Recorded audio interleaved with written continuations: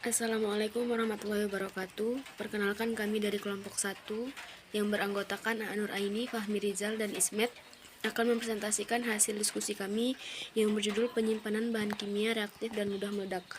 Materi pertama akan disampaikan oleh saya sendiri, yaitu Aanur Aini. Yang pertama ada bahan kimia reaktif. Bahan kimia reaktif adalah zat-zat yang bereaksi secara liar jika dicampurkan dengan zat lain, seperti logam alkali yang reaktif terhadap air atau campuran asam kuat dan basa yang tidak cocok. Bahan kimia reaktif sendiri yaitu meliputi reaktif terhadap air dan reaktif terhadap asam. Kemudian bahan kimia mudah meledak. Bahan kimia mudah meledak meliputi berbagai zat yang bisa meledak pada kondisi tertentu, seperti zat pengoksidasi serta bubuk dan debu tertentu.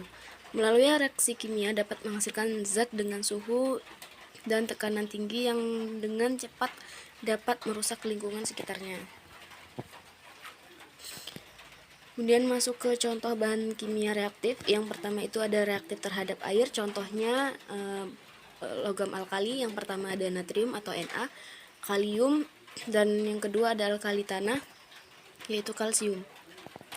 Kemudian ada logam halida, anhidrat atau aluminium trimbromida, AlBr3.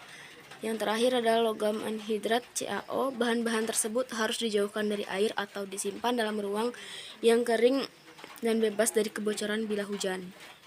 Karena bila mana terkena air hujan akan menyebabkan bahan kimia reaktif tadi reaktif terhadap air. Kemudian ada contoh kimia reaktif yang terhadap asam. Yang pertama itu ada kalium klorat atau KClO3 dan kalium permanganat atau KMnO4. Slide selanjutnya akan dijelaskan oleh rekan saya.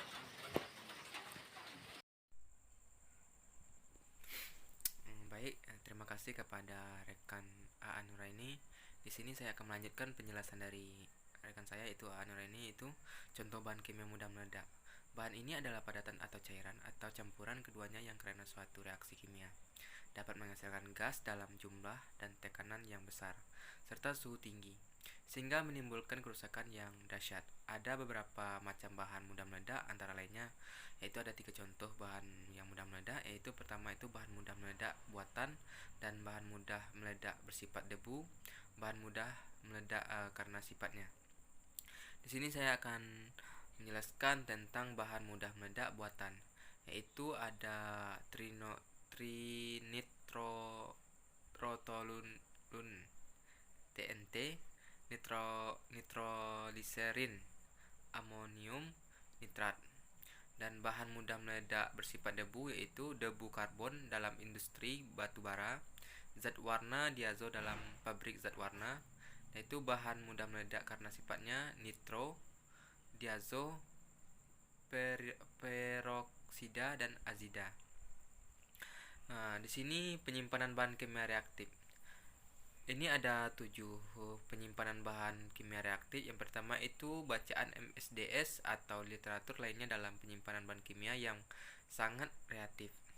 Yang kedua itu pastikan memberi label, tanggal, dan mencatat dalam inventaris semua bahan yang sangat reaktif segera setelah bahan diterima. Lihat tanda pada toolkit yang disertai untuk mengetahui contoh label untuk zat yang sangat reaktif. Yang ketiga itu jangan membuka wadah bahan yang sangat reaktif yang telah melebihi tinggal kedaluarsanya. Yang keempat itu untuk masing-masing bahan kimia yang sangat reaktif tentu tanggal pengkajian untuk mengevaluasi kembali kebutuhan dan kondisi dan untuk membuang atau mendaur ulang bahan yang terurai dari waktu ke waktu. Yang kelima itu sifat cair yang sangat reaktif dibagi yang cukup besar untuk menampung isobotol. Yang keenam itu sifat botol asam perlorik dalam baki, kaca atau keramik. Yang ketujuh itu sifat bahan yang bereaksi reaktif dengan air sejumlah mungkin dari kemungkinan kontak dengan air. Selanjutnya akan dijelaskan oleh rekan saya itu Ismet. Terima kasih kepada moderator telah memberi saya kesempatan.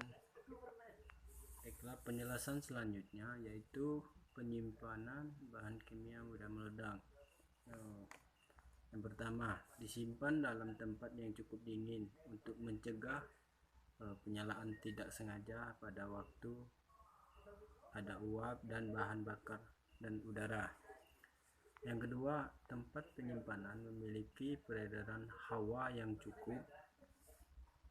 Lokasi penyimpanan jauh dari daerah yang berpotensi ada bahaya kebakaran. Selanjutnya, yang ketiga, harus terpisah dari bahan oksidator kuat. Adapun kondisi lingkungan penyimpanan bahan kimia, yang pertama itu panas atau air. Kenaikan suhu akan menyebabkan terjadinya reaksi atau perubahan kimia. Di samping itu, percikan api memungkinkan terbakarnya bahan yang mudah terbakar. Selanjutnya, pengaruh kelembapan zat hidrofobis mudah menyerap uap air dari udara dan reaksi hidrasi yang eksotermis akan menimbulkan panas di dalam ruangan penyimpanan.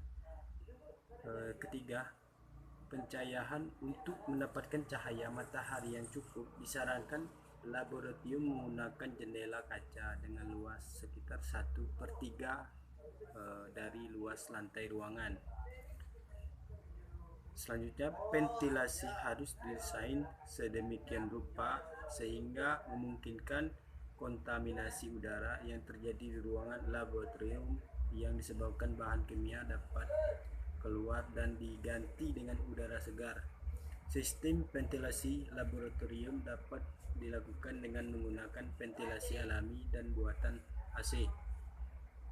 Jika digunakan untuk ruangan laboratorium, maka kebutuhan AC pada ruangan tersebut diperhitungkan sebesar 1 PK untuk 20 meter persegi.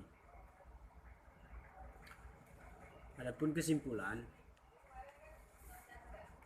berdasarkan materi yang telah dipaparkan di atas, maka dapat disimpulkan bahwa bahan kimia reaktif adalah zat-zat yang bereaksi secara liar jika dicampurkan dengan zat-zat lain seperti logam, alkali yang reaktif terdapat air atau campuran aktif terdapat air atau campuran asam kuat dan basa yang tidak cocok.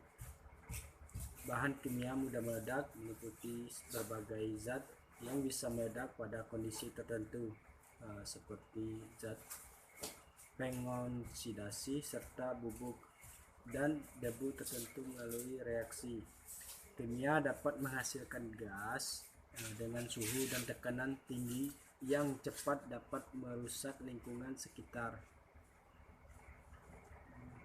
Ketiga, serta penyimpanan bahan kimia harus melihat kondisi lingkungan, di mana pada kondisi lingkungan akan berpengaruh terhadap penyimpanan bahan kimia seperti panas, pengaruh kelembapan cahaya, serta ventilasi udara.